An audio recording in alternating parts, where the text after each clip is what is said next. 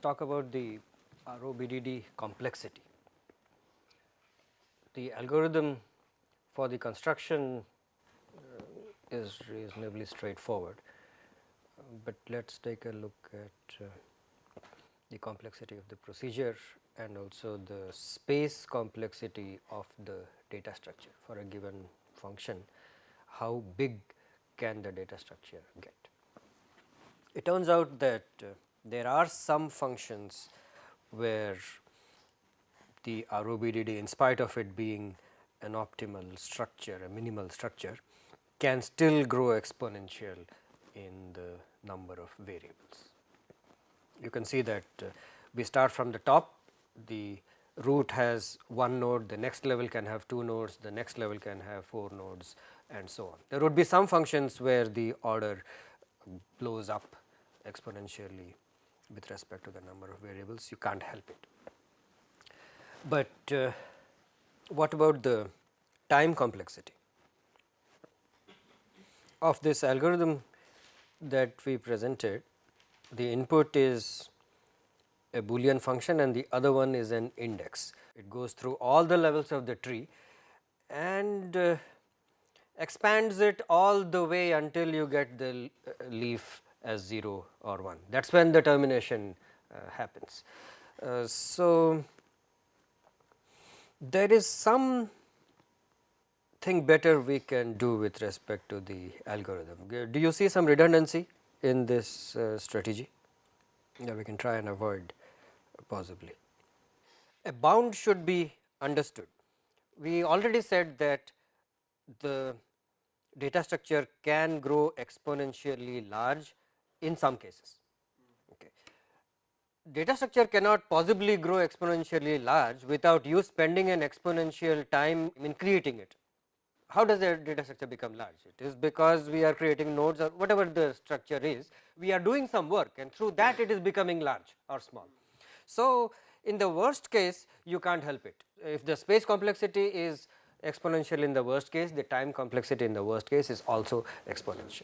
So, we are just saying that for the cases where smaller structures exist, the typical ROBDD is small for a typical function. Can we do better? The problem, we do not want the time to be exponential even if the space is small. Right. So, that is where we could possibly do something about it. Again, do something means we can try and identify possible redundant computations we are doing along the way.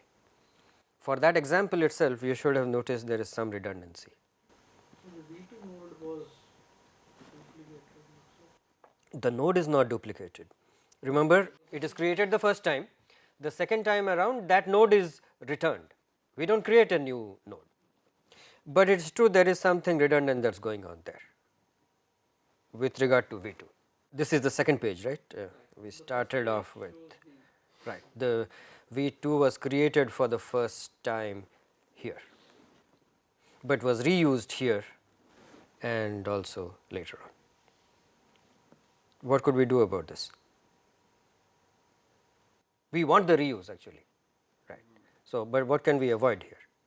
We can avoid the function calls. This is a function call that is repeated, right.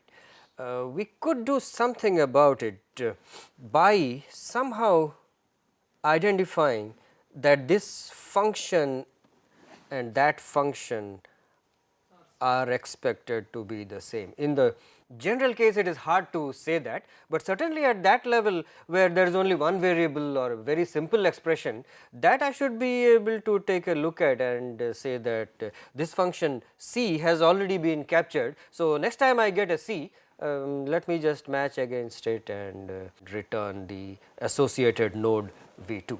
That much I could do. Again, it is not a fail safe method in the sense that there would be variations that we may not be able to catch. Now, the question then is, how do I find out that the same function has been seen before? But that is one redundancy, it is occurring here too, right. So, even if there are some small things that we could do to identify this redundancy and get rid of it and somehow relate that input with that node, then we could avoid quite a bit of recursion, particularly at the lowermost level. That is where most of the time is getting spent, remember. Right, at the bottom there are more calls. So, as of now that data structure is not helping us, but we could extend the same idea using a different hash table, where we have to identify some structure for the Boolean expression, but it could even be just a string. For example, if it is just one variable, it could just be whether that variable is associated with an index, right. So, certainly we can take this step, that if it is nothing complex, it is just one variable or its complement, then we should be able to keep structure, some bookkeeping, where we just see has this been seen earlier or not. If it has seen, then we just reuse the associated node. But in general, that Boolean expression can be treated as a key to a new hash table. How to design it is a different question. It can't be too complex. Remember, a plus b is same as b plus a. So, I could take a string matching, that is all right, but then that will not match correctly. All variations will not be caught, but still some would be caught, and that also can help in improving the overall runtime of the system. So, idea is that I use a different hash table, and there I maintain all the expressions that have been seen so far.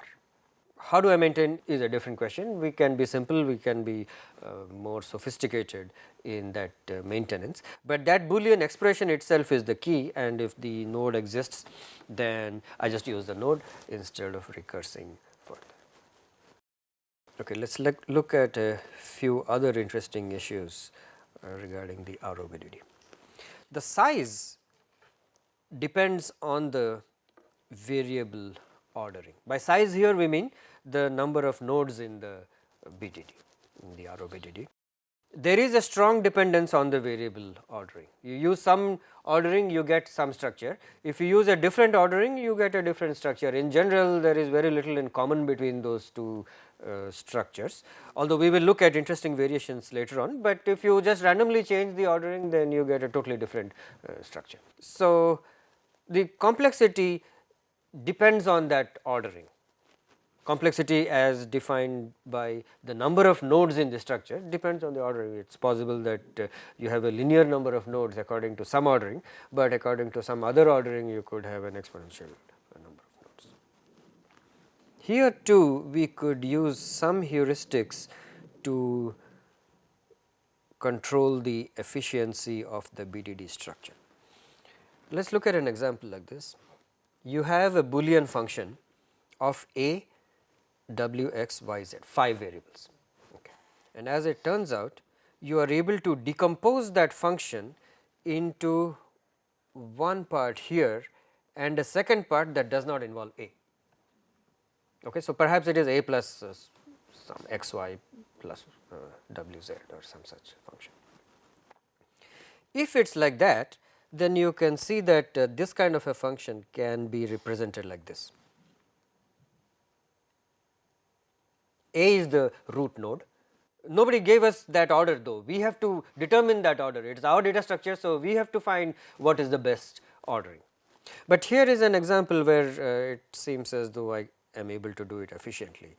I just have A on top, like I make A the root of the structure. Then what is the logic? If A is 1, then the result is 1. If A is 0, then the result is whatever that other function is. So, I am able to essentially augment whatever was the BDD for f with just one node, and I have the new BDD. Right. So, the overhead for handling A was very minimal, it was just one node. Right. What is the generalization from here? This is a specific example, of course, but there is some rule that I could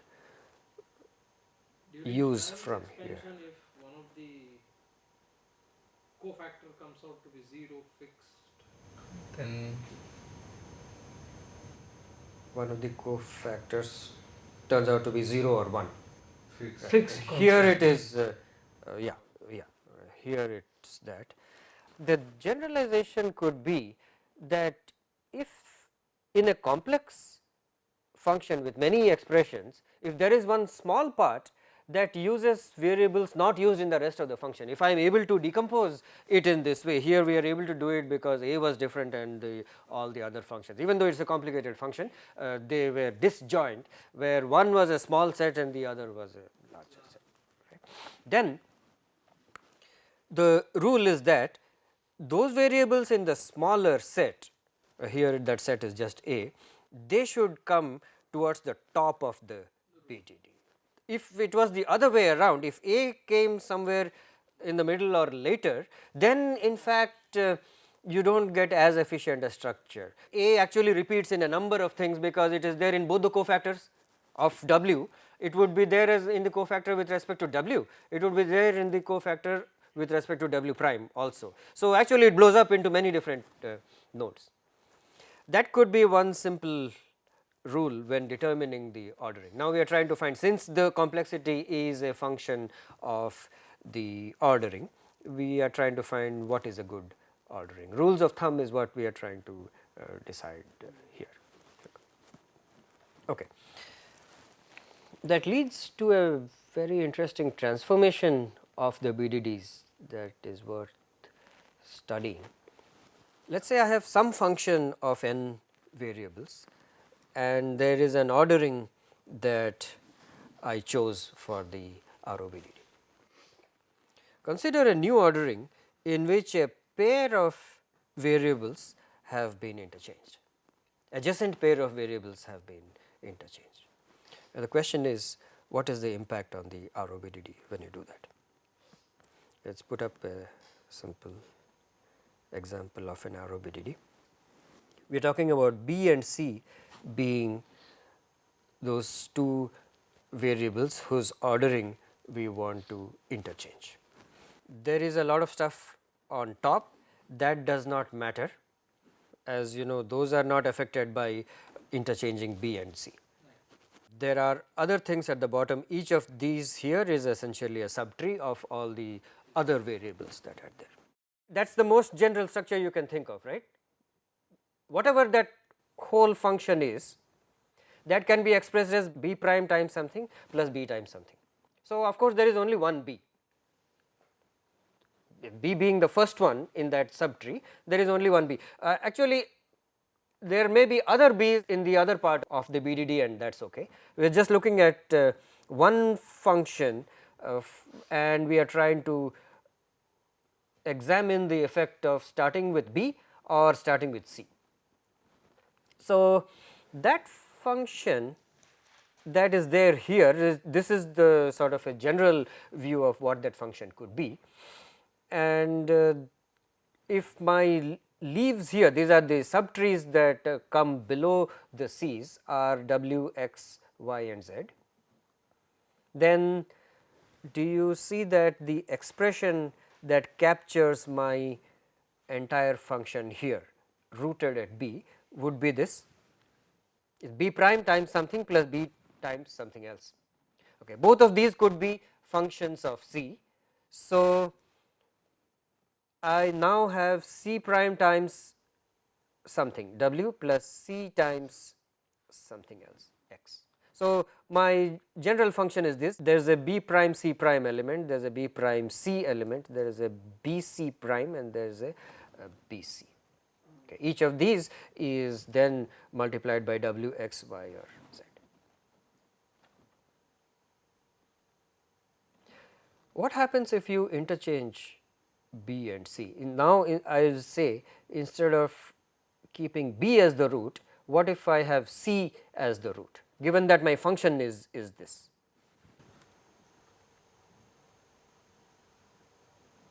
Node nodes.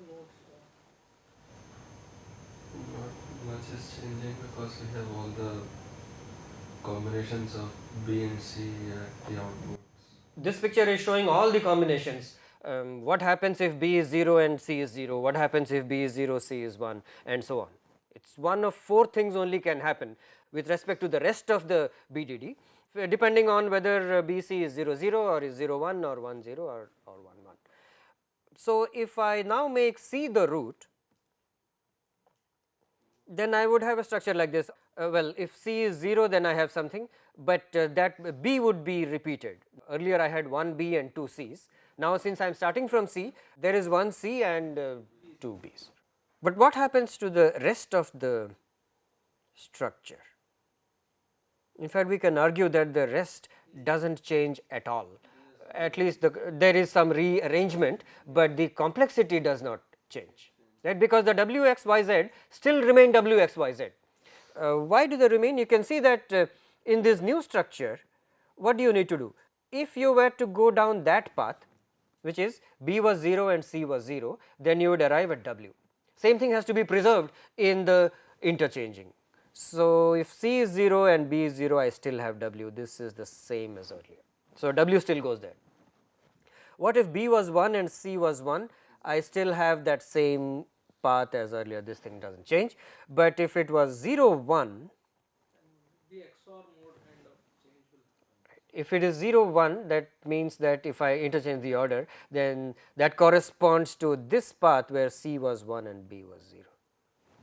So, that path actually corresponds to this path. So, what was x here now appears here when you do the interchanging of the two levels. So, similarly, if B was 1 and C was 0, I was at y, that corresponds to this path where C is 0 and B is 1.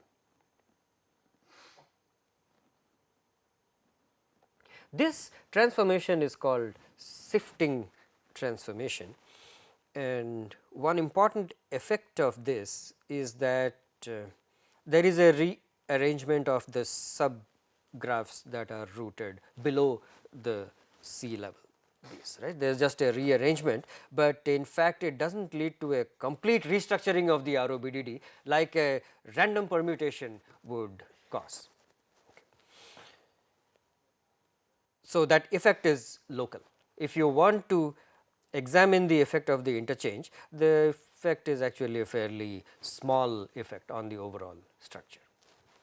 Therefore, the implication is that such a transformation could form part of an algorithm that is trying to examine the different orderings to find out what is the best ordering. So, but this is the case when all of the implicants are being used. If in a ROBDD we could have not have had all the 4 combinations. Yes, yes. So, some of them could actually be 0. I did not say what it was, maybe it is a complicated graph, but maybe it is the leaf.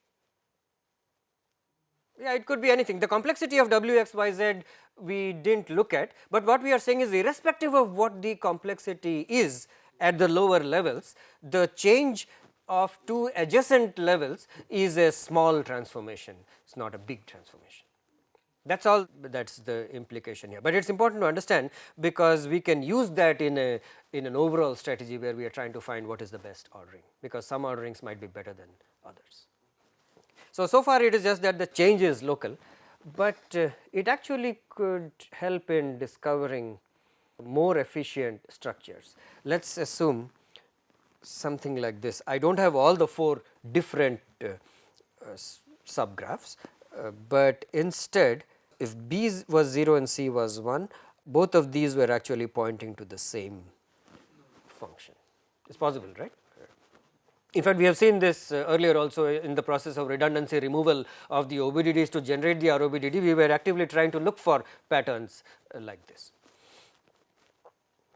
So, if such a structure were there and now you try to interchange B and C, what happens? C goes to the top, B comes here to the next level, and the rearrangement of W, Y and Z will lead to a situation like that.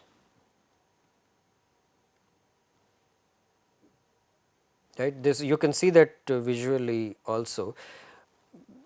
If you arrive at Z, then it does not matter whether the value of B was 0 or 1, both ways you are arriving at Z. There is a difference based on what C is, but it is independent of B. But this structure is familiar, right? This pattern, if it occurs in the ROBDD, we should actually dump that node, and this is my more efficient representation. But this comes about in a natural way. It is discovered when we just do that sifting optimization, where we look for whether as a result of the sifting that we did, interchanging of the specific pair of variables that we are currently trying out, you could actually have a better ROBDD, a smaller ROBDD, because some node might become redundant. Even there, the selection of sifting can be made intelligent in the sense. Yeah, we are saying that first sifting is a local transformation. Second is sifting may lead to a better structure, right. May lead, not necessarily. Of course, we didn't know about this before we actually tried it out. It could be that you go in the other direction, you find that it is a worse, but it's fine. In the process, we can retain whatever was the best that we have seen. So the question then is, how do you come up with an algorithm that recognizes this? It could actually be used to evaluate many different ordering heuristics. You consider neighbors and you swap them when it is favorable, right. And even though we argued in terms of interchanging only neighboring nodes in an ordering, in fact you could generalize that to interchanging any pair of nodes. How do you generalize this to any pair of nodes? You achieve that by doing a series of sifts from one to the other. So, if I have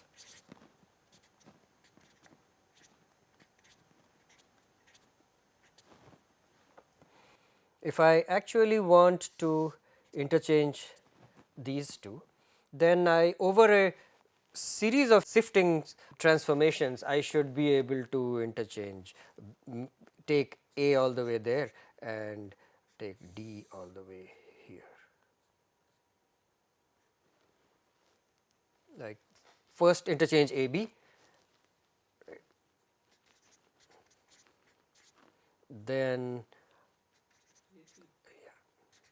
so first move A to the right place and then I can move D to the right place through a series of steps. If I wanted to, I could use this basic mechanism. Of course, every swap like that leads to some change in the ROBDD. So, the effect being local just means that managing it is fine algorithmically, but of course, the small changes over large number of shifts will lead to major changes in the ROBDD.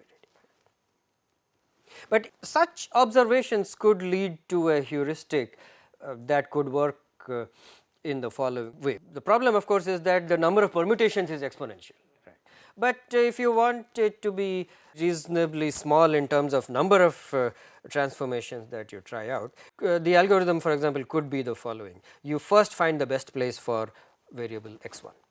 How do you find? You keep moving x1 to every one of those, keep the rest of the orderings the same, and just try to move x1 by swapping it with the next, and so on. In the process, you would have tried out n different transformations, each of which is easy to evaluate. Our evaluation is just whether it is leading to a smaller structure or not.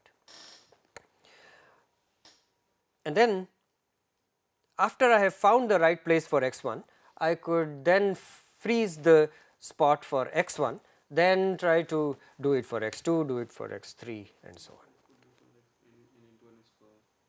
It leads to n square, which is better than exponential. This is not the optimal procedure. This may not give us the best ordering, but it is just a way of doing more comprehensive.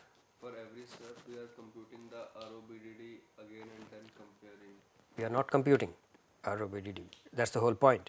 We are. What are we doing anyway as a result of the swap? How do I find out that swap is favorable or not?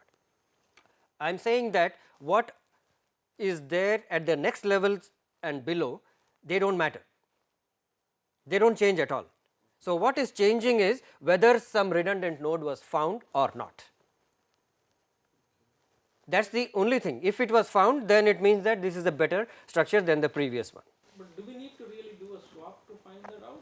This is a conceptually swap. This is just a comparison, of course. Yeah. I just want Yeah, yeah. Amount of work that you are doing is small, but it isn't a re-evaluation of the ROBDD, which is an expensive process. We don't want to do that. Absolutely. Yeah, yeah. Only the nodes that we are going to swap now. Yeah, we are just checking. To the graphs needs to be checked. Right, right. But the thing is, here it occurs only once, but this might actually occur in several places. At that level, B might occur in several places and C might occur in even more places, right. So, in every one of those situations where it occurs, you want to examine the effect of the shift. Okay.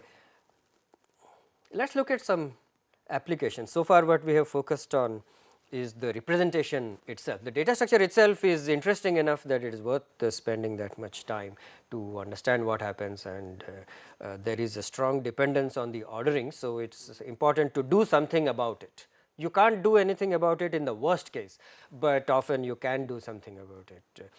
At least simple transformations can be tried out to see if obviously better solutions exist. It is an optimal structure for a given ordering, right? But if the ordering is different, then you get essentially something very different. Right? So, what are the applications? First, there is a verification related application.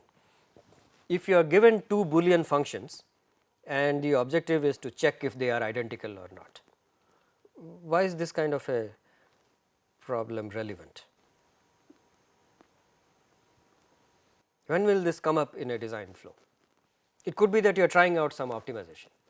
It is a great way of validating a tool itself that is trying to do some transformation, some complex optimization, and it still needs to make sure that the function that is there is equivalent to whatever was the specification.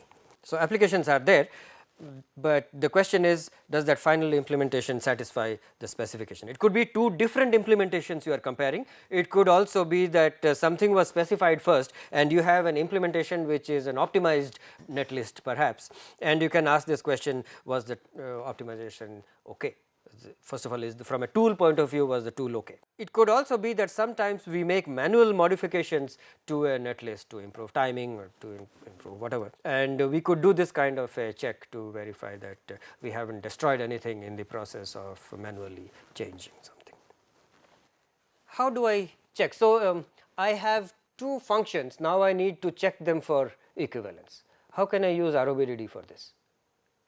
But actually, if two functions are equivalent, then what can you say about the ROBDD structures? Given some ordering A, B, C, D, right? Some ordering, then they must be the same. No, not fixed ordering will be same, but right. But if the functions are equivalent, then it does not matter what ordering you choose. For that ordering, you should get an identical ROBDD. Why is it identical? We are saying that it is unique.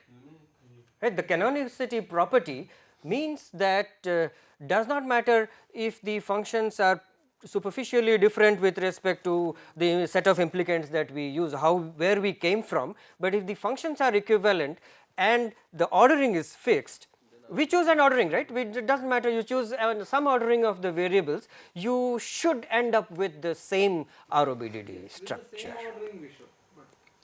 Right, but this problem is independent of the ordering. If I choose any ordering,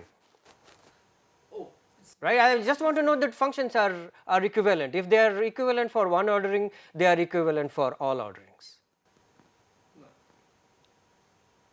But then Right. first of all, we need The structures will change, but both the structures will change in the same way if I change the ordering. So the two ROBDDs that we are comparing, both of them have the same ordering. That ordering can be any of the given ones, but for those See, this is part of our solution. This is not given. Functions are given. Question is, these two functions are given up to us. Now, I am just saying the hint is that an ROBDD can be used to establish equivalence. I am not saying that the ROBDD is given to us. We have to construct the ROBDD. Okay, then that's then we then can that use is some identical. definite ordering and Right. construct ROBDDs, and that in the starting itself we did that thing that we compare every node and its child, and then if it comes unique, then both of them are equivalent. Right. So, what is the strategy? So, given the two functions, I take one function and I construct its ROBDD. What do I do with the other one? With the same ordering, I construct the ROBDD for that one too. Okay, then And then we just have two graphs and we need to compare the flow from one source node till the end. yes, remember what we pointed out, that this is a graph isomorphism test, which is an expensive test. Graph isomorphism I don't necessarily want to do because it's an expensive test. But there's a there would be a simpler way to do that. What you do is you just create one ROBDD. Use that same table to construct the ROBDD for the second function. In that table, all the nodes are already there that you needed for the first one. In fact, as you build the second ROBDD, you will find that every function that you need, in fact, those nodes are already there.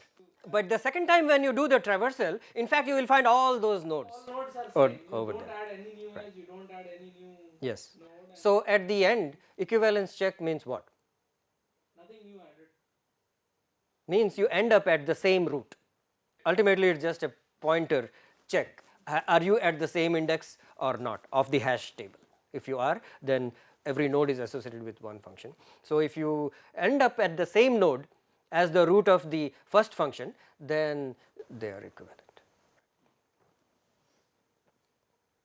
Use same variable ordering, but it doesn't matter what the ordering is. You choose whatever the ordering is. For that ordering, you expect the graphs to be isomorphic.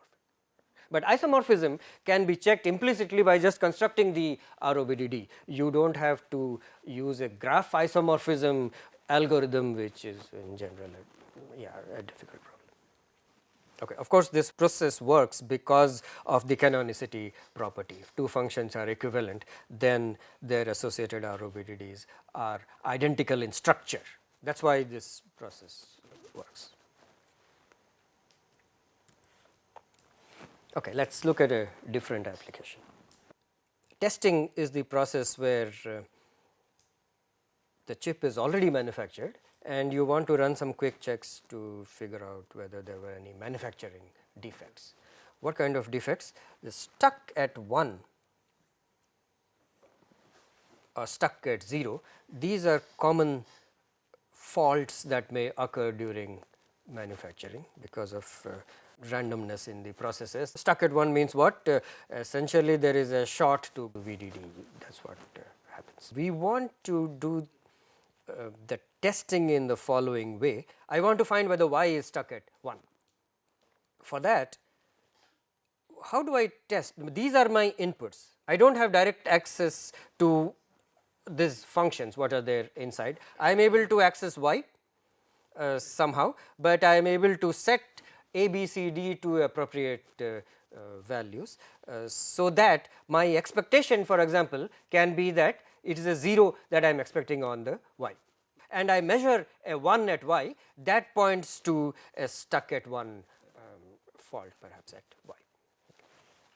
This is an application of the Boolean satisfiability problem. That satisfiability problem is given a function, given a Boolean function, find an assignment of zeros and ones to the input variables such that that expression is true.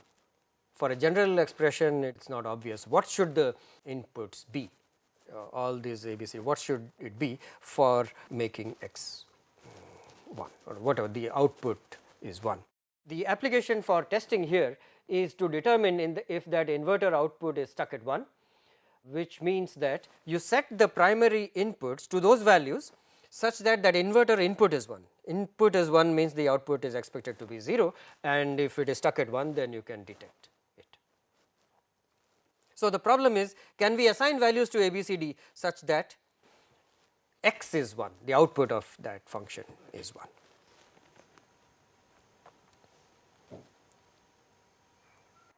Okay. Can I use ROBDDs for this? We just start from the one node and traverse our way up. All the way up to the, if there is a path from the root to 1, then in fact you have an assignment of variables. Yeah, that is all that you need.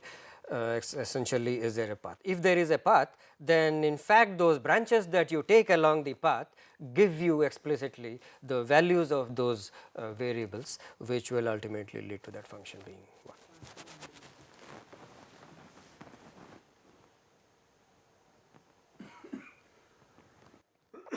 This of course is not a magical solution to the Boolean satisfiability problem, which is understood to be a difficult problem. In fact, that is the standard NP complete problem, in terms of which all the other NP complete problems are defined.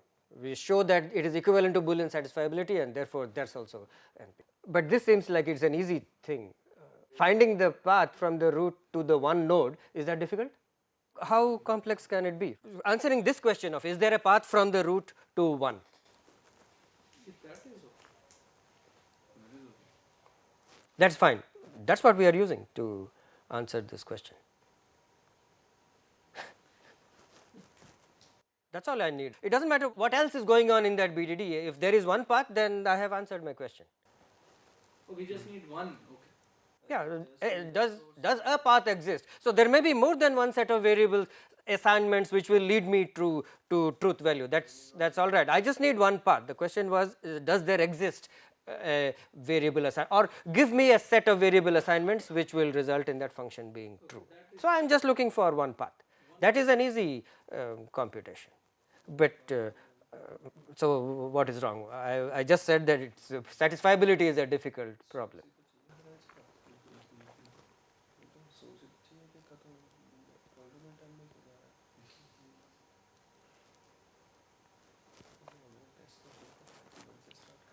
In fact, if you want to explicitly find that path, you could actually make those edges run in both directions, maintain both the source and the destination. So in fact, you start from the 1 and go all the way up, right. What is the length of that path? Fixed length. Can be at most n. At most n, which is number of variables, no more than that, which is a great linear solution to the Boolean satisfiability problem. No, this is not Boolean satisfiability problem. This is one. This is, I am answering the Boolean satisfiability problem. Problem was, this is the function, and given that function, what assignment of variables to zeros and ones will result in that function being true? It is no different. We are saying this is a way to solve satisfiability using ROBDDs, and in fact we just showed that it is a trivial linear time traversal through the structure. Linear times, that is where. Sir, we can check for the edges if it is a 0 edge or a 1 edge in this process only. No, Right. not necessarily. Yeah, as part of the traversal, this is an annotation, right? Whether it is a 0, 1, 0 or a 1, I can annotate it on that edge itself. And anyway, since I have reached the parent, assuming there is a way to reach the parent from the child, from the parent I know whether it is the left or the right child. There are only two children.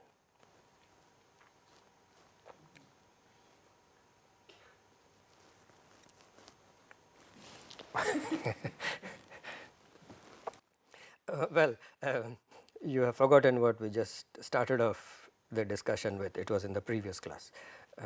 Discussion is that there is nothing wrong with this claim that traversing this is a linear structure, answering this is a linear time. Problem of course is construction of the data structure is an exponential time algorithm that you haven't got away from.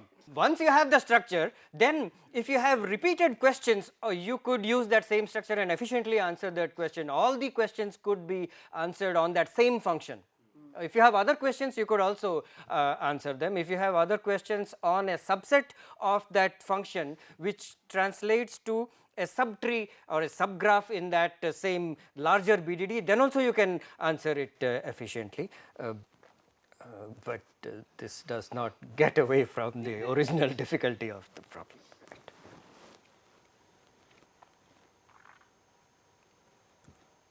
Okay, so that was about the representation. It is a very important data structure and a representation that is at the core of several algorithms. Verification strategies use it all the time, synthesis strategies also use it all the time. We only defined the structure and did some very elementary analysis, but you could look at operations if you want to perform, what would be a good way of performing them?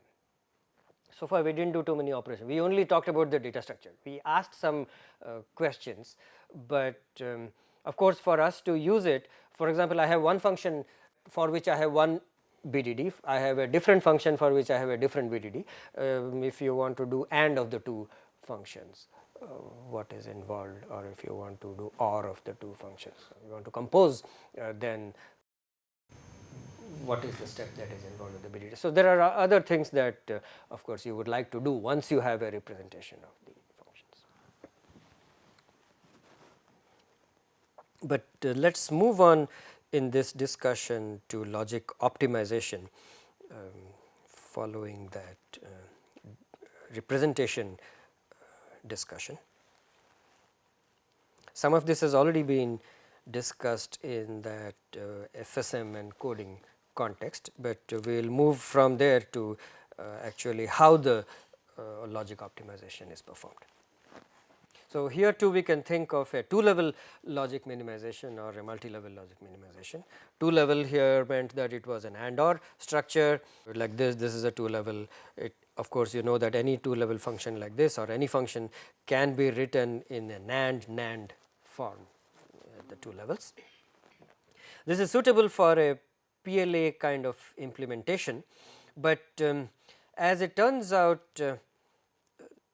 the theory that is involved in two level logic minimization applies irrespective of whether the target is PLA or even if it is multi level logic. When we get to multi level logic optimization, we will see that in fact as two level logic minimization can be called as a subroutine in some of the more complex things that we do in the multi level logic optimization.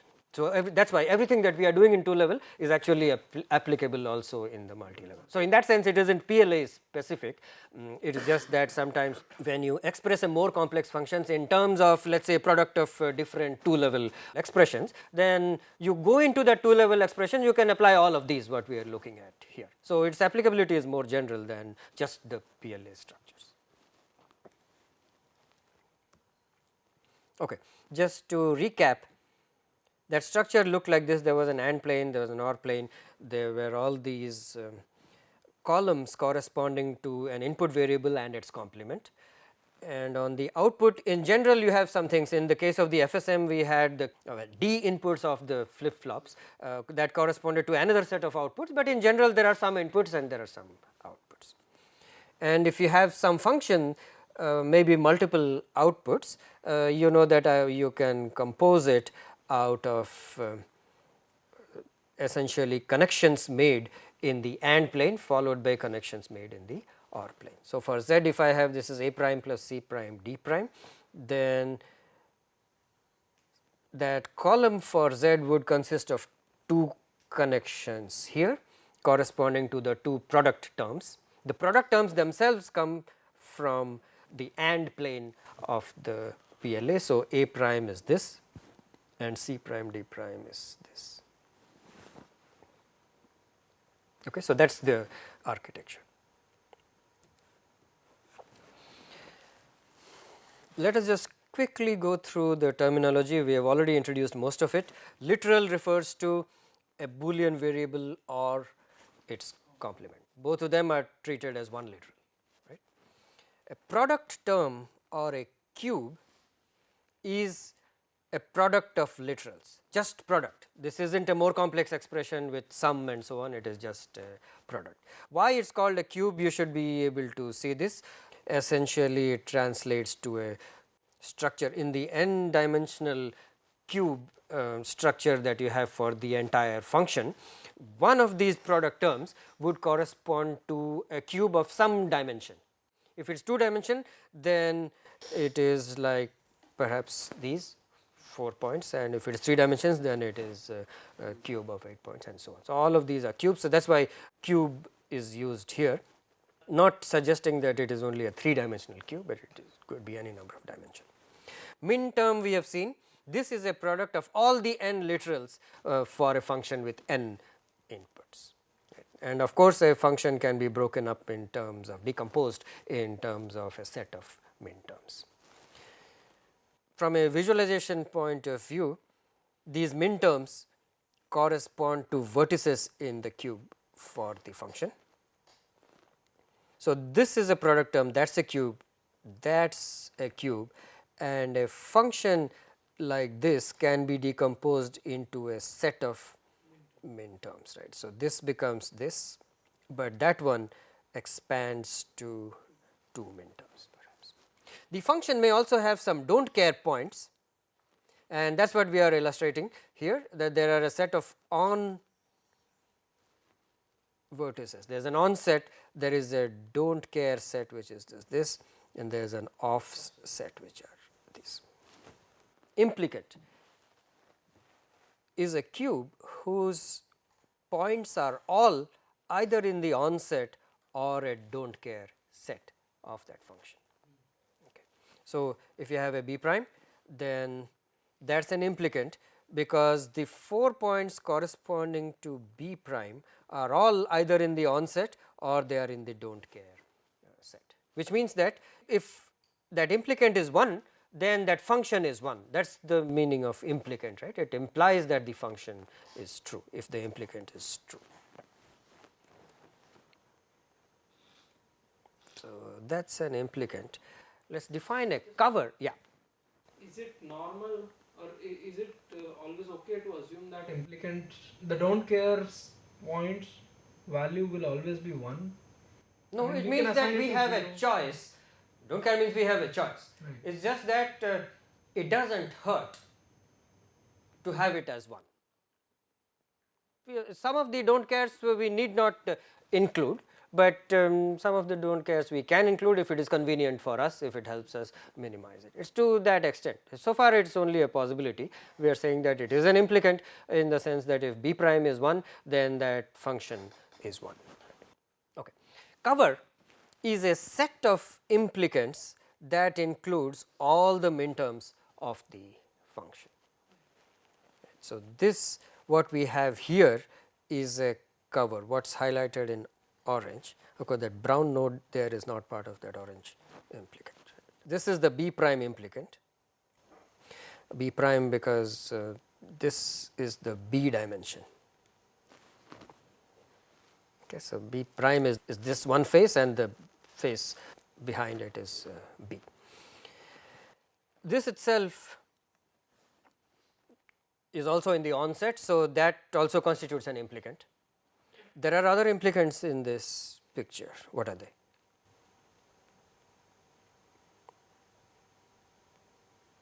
Other ways of forming implicants? So, this is a function, this is a clearly defined function, right. Onset is given, offset is given, do not care set is given. So, the function is specified for us. What are examples of implicant? I have pointed out 2 examples of implicants. What other implicants are there? If we choose 001 and 000 to form as one implicant. This is an example of an implicant. Yeah. So, there are many other implicants, that is also an implicant. In fact, what about this? Should not form that as an implicant. No, it is okay to have it as an implicant. We are saying we do not care, but that means that I certainly am, right. So, the cover then is a set of implicants that includes all the min terms. Okay. So, there may be different ways of forming the cover. This is just one example. What other example is there of a different set of implicants that covers this function? 001, 000 as 1, and then this one could be 1, and in fact that one, those 2 implicants also between them cover the function. These are optional, the do not care ones are optional. So, point is I should not include anything from the offset, but I should include everything from the onset, right. But the other ones I choose or not choose depending on my convenience, right. So, I expect that the cover would be between the onset, that is my F on, and the union of the onset and the do not care set which is all the points, that is the maximum number of min terms I can, maximum set of min terms I can include. This is the minimum set of min terms I can include, but as long as it is between them, we call it a cover. Okay, let us move on with some other definitions. In fact, this all should be a recap of things that you have done long ago. Prime implicant. The prime implicant refers to an implicant that is not contained in any other implicant. So, in this example I have pointed out some implicants, right. So, all of these regions that are highlighted correspond to an implicant. These are not the entire set of implicants, but these are some set of implicants. So, this is an implicant, this is an implicant, this is an implicant, and that square itself is an implicant.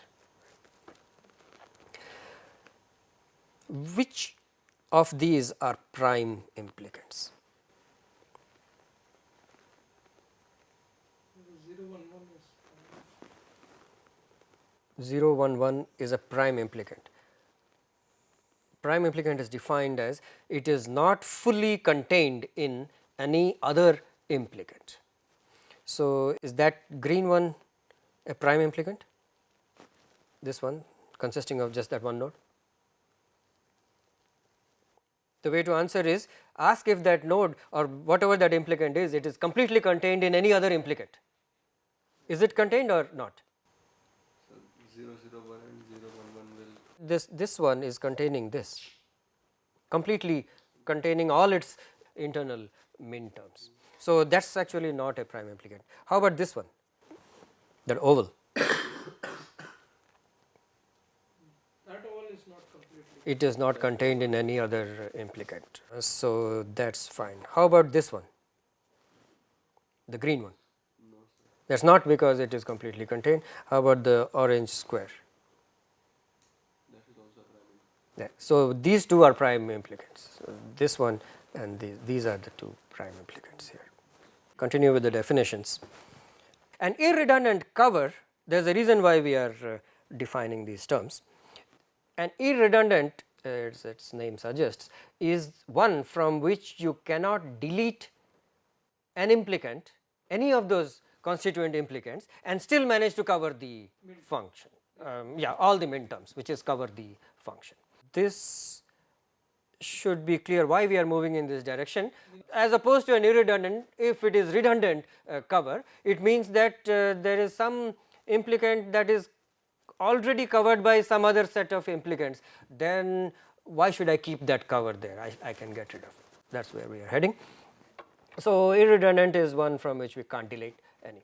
In this example here, we said that this was a prime implicant, this was a prime implicant. Between those two, all the min terms are covered. So, that would be an irredundant cover of that function. There are other implicants there, right, but all of them need not be part of an irredundant cover. So can we say it conversely that all prime implicants form the irredundant cover? No, that's all the prime implicants need not be taken. We will come to that. Yeah. But you could argue that all the constituents of the irredundant cover must be prime implicants. Okay. So, with those terms being defined, let us get to the objective of logic minimization. In an exact minimization, what we want to do is find the minimum cover. Of course, we are looking for a cover because that is what our result will be. We want to optimize the function, and that optimized function has to contain all the onset points. It may contain some of the do not care points if it is useful to do so, and therefore, we are looking for a cover. What kind of cover? We somehow have to look for a minimum cover where minimality is defined in some ways that is actually dependent on the target architecture. If it is area, then we know that the way you would optimize for a multi-level logic may be different from the way you would optimize for two-level logic. So, for two-level logic, minimum cover could be, from an area point of view, defined as one that minimizes the number of product terms, because that translates to the number of rows in the PLA and that minimizes the area of the PLA. So, it could be just the number of product terms that you are minimizing, which is in the picture like this. The number of cubes that you have in the function, that is what you are trying to optimize. It need not be done that way. It could also be that you optimize for timing, for instance, and there maybe the literal minimization could be alternatively thought of as the cost function. So, this actually had nothing to do with literals, which means that you have two product terms and it did not matter how many literals are there. If I just want to minimize the number of product terms, that is actually how the area function is determined from the PLA that we already saw. Having more literals is better, or smaller number of literals is better? Smaller must be better. That is how we have actually understood even area minimization, if it is just literal counting. In actually multi-level logic, it will be back to counting literals for the area too. But here literals are not the first order as far as the area is concerned, but they do affect, they may affect timing. In what way? More literals means more connections. If you look at the path, if there are more literals in that path, then there are more connections, it increases the load that you are driving ultimately. We will not look at this, it is easier to maybe argue in terms of product terms and area, but equivalently you can formulate all of these as delay minimizations also. Exact minimization though is a difficult problem, finding the minimum cover. So, alternatively what an algorithm can try to do in a heuristic minimization is to find an irredundant cover. Minimal is distinguished from minimum in this branch of computer science. So, minimal means you are not guaranteed that it is the optimum. Right. Minimum is the optimal one. The minimal is just that one from which you cannot trivially drop something and still improve it. Irredundant was defined in that way. Irredundant does not guarantee optimality, it just means that you have a set of implicants in there, but you can't drop any one of them obviously and still continue to cover the function. Okay. So, it may not be minimum, but it could be kind of a local minimum in which you can't find trivially an obviously better solution. So, in this example here, that cover which was irredundant in fact is also the minimum cover, you can't improve upon that. You can certainly not drop either of these terms from that cover and therefore, it is irredundant. Irredundant though need not be the same as minimum, we will see examples later. So, let us look at an example here in which I have this cube of 8 vertices in which 2 of these brown ones are in the offset, the other 6 are in the onset. So, the minimum cover is this, right, this and this 3 terms, and that is the minimum cover of this. You can't obviously grow any of those regions to contain say 4 min terms, all of these would have 2 min terms each, that is the best we can do, and 3 is the best we can do. I can't drop any one of them and still continue to cover all the 6 min terms, that is my minimum. However, the input might not have been given to me in that form. This is the optimal solution, but maybe that initial cover that was given to me was this. It is just some Boolean function that is given, or maybe just the entire set of min terms is given or something like that. I could using my logic optimization strategies arrive at a cover like this. This is an irredundant cover. The original one was redundant. Why? Because one of these could have been dropped. In fact, other terms in that same cover are including one of those implicants. So, that implicant could have been dropped, but if I drop that, I arrive at this structure. This is an example of an irredundant cover, not optimal. This is not minimal because that is actually the minimal. Minimal one would have 3 points, but it is just the order in which we did this transformation. Let us say we were just trying to drop terms, right, which were redundant, and if I decided to drop this one and I arrived at this, that is an example of an irredundant cover. This is okay, it is acceptable as a local minimum. It is not guaranteeing anything, but our algorithms in fact are looking for examples of irredundant covers. Let us go back a few years. An example of the 2-level minimization is this Quinn-McCluskey algorithm, which is same as the tabular method for minimizing logic that you should already be familiar with. This is an example of an exact minimization. The objective there was to actually try and find out the minimum cover. It is optimal. Why it did not work sometimes is that it takes too much time. Since you are doing it by hand, you would sometimes not discover that there are certain elements that can be dropped, but the objective indeed is that you try and get the minimum cover. How did it work? You first generate all the prime implicants, and we had a table in which we were checking off things, but the rows of those tables were the prime implicants. Why prime implicants? This relies on first the Quinn's theorem that there exists a minimum cover that consists of only prime implicants. You do not have to look for other implicants. What is the proof? In fact, we just said the same thing in a different way a couple of slides ago. What it means, what this statement means is that a minimum cover will not have an implicant that is non-prime. Visually, can you see that from the diagram itself? What is an implicant that is non-prime? This was an implicant that is non-prime. We are saying that a minimum cover would have only prime implicants. Can you argue from this picture that this one should not be there in a minimum cover?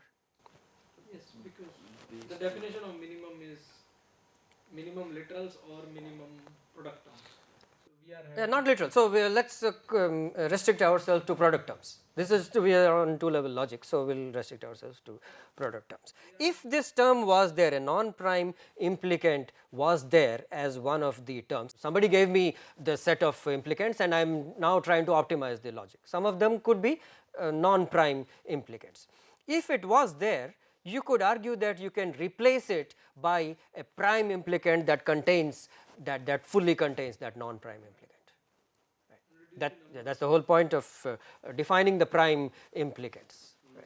So this one must not be there in a minimum cover because I can just replace it by whatever prime implicant covers it.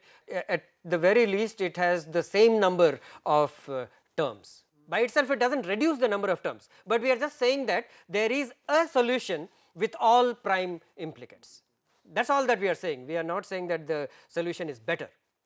It is actually not better. You are replacing one by the other. It does not necessarily reduce the number of terms. It may reduce the number of literals actually, but it does not reduce the number of terms. And if my 2-level logic, the goal is to reduce the number of terms, then I am not necessarily improving the quality. But I am saying that I am not losing, there would be at least one solution out of all the optimal solutions in which everything is a prime implicant. And that is why in that algorithm we are looking for prime implicants only. But all the prime implicants need not be covered, they need not be covered. We can see that from that example earlier. In fact, there are 5 prime implicants in this picture, but all of them need not be part of a minimum cover. Some of them could be dropped actually. So you choose a subset out of those prime implicants that covers the function. That subset of course should include all the minterms, everything in the onset. It should minimize the number of primes. This is the difficult part of it. Minimize the number of primes because that is what is the objective function. I want to minimize the number of product terms. Okay, that is the algorithm, but actually that's an exact logic minimization problem statement. We are actually trying to find the minimum cover with this, but there are some couple of issues with this. First of all, the problem is the number of prime implicants can be very large. Can't get away from it. There are functions where the number of prime implicants is exponentially large. The XOR is such a function. If you look at that function, you will find that that many implicants are there. You can't do anything about it. So, in the general case, this could be very large. But minimizing the number of primes given a set of primes is also not obvious. That is also difficult, because essentially the number of primes means what? Given a set of n elements, you want to choose m out of them, right? But I do not know which m. So, I have to actually check out all the subsets. Right? This also is an exponential number. Right? The number of subsets given a set with n elements, how many subsets are there?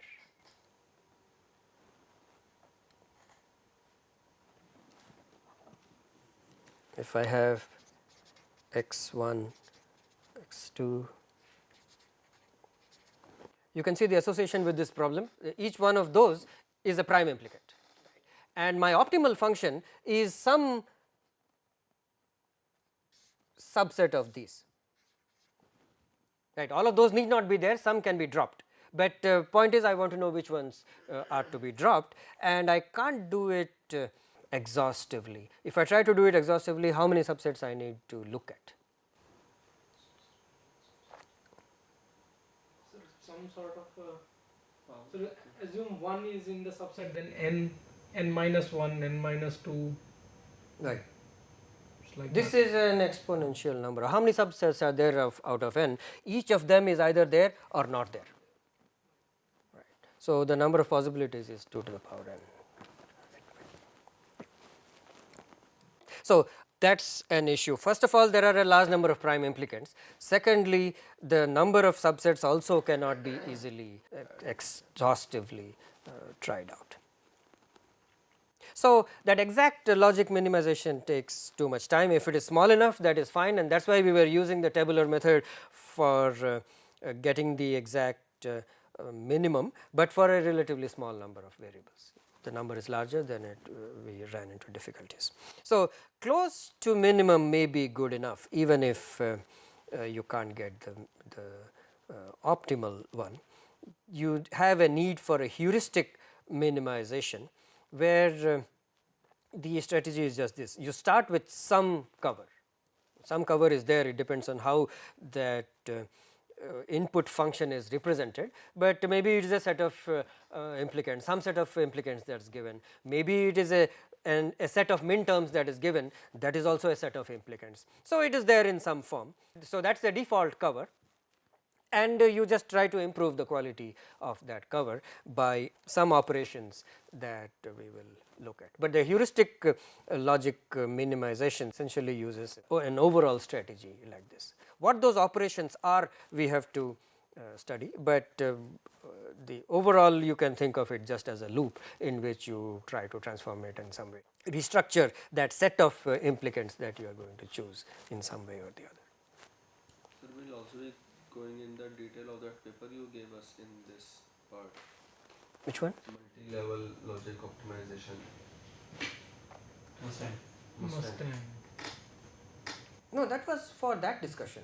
That was a state encoding discussion only. It is not related here, because that is basically a multi-level logic optimization problem. It's see what was the assumption there, that you are preparing the input for a multi-level logic optimization tool to work later on. That was not doing the optimization. What is the point of state encoding? Finally, you have a truth table. Truth table is the beginning for this logic optimization. So, what we did there was not multi-level logic optimization. What we did there was just anticipating what the logic optimization tool would do later on, and this is that later on what would be happening now. So, that is relevant, but it was relevant for that problem. This discussion is almost entirely from the De Michelis textbook.